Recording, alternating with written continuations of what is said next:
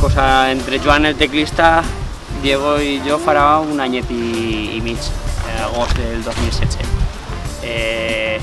Pues no sé, en Joan sempre havien comentat de muntar un grup de hip-hop en una banda, que és una cosa que no, per així per País Valencià no està molt vista. Una música que normalment se fa en ordinador, o en samples, o en aparells. Libre membranes, apreteu els cinturons, freqüències te transporten a un altre món. La forma de cantar és rapejar, la música, el tempo és un tempo hip-hop, però... Molt funky, molt tirant al funky, sí. Hi ha un poquet d'influència del jazz també. Sí. Sí, però bàsicament és funky que, bueno, el hip-hop també ve un poc d'ahir. Ens mama el tempo, el marques tu, Roma ballar és la nostra cançó, no em val per resposta, no, I'm your girl. Una cosa que no n'hi ha res semblant, no? Hi ha coses paregudes, però algo així de hip-hop, funk, així en banda i en valencià, en castellà, per així no s'ha vist algo així molt semblant. No sé ni on soc, ni em quede res ja de la migranya.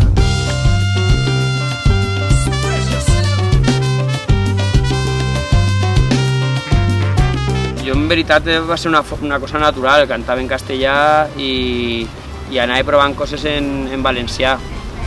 I va arribar un moment que me sentia a gust cantant, rapejant en català i vaig decidir combinar-lo.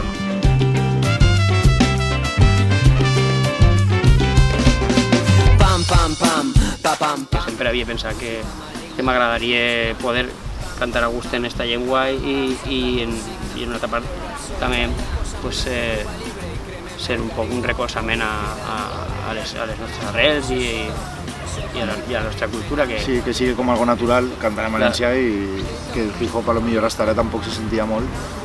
I també mola que a poc hi ha més gent que fa hip-hop en valencià i això se naturalitza un poc, no? L'ús de l'idioma.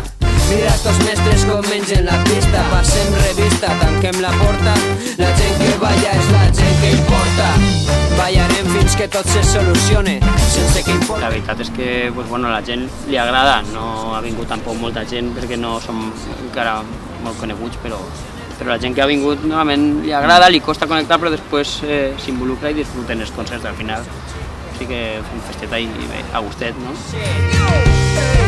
Sobretot disfrutar, que disfrutem tots en l'escenari, que ens ho passem bé, això és lo primordial en este grup, no estem, no sé, som gent ja més gran i en experiència en la música i no estem en este projecte per motius econòmics.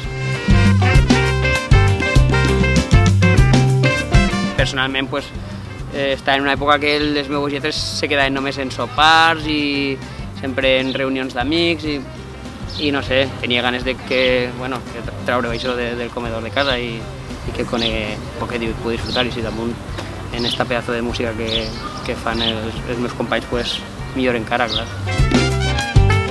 Sobretot això, que les coses que fem que se coneguen i que la gent pugui disfrutar d'això, que nosaltres primer disfrutem fent-lo i que la gent pugui disfrutar també.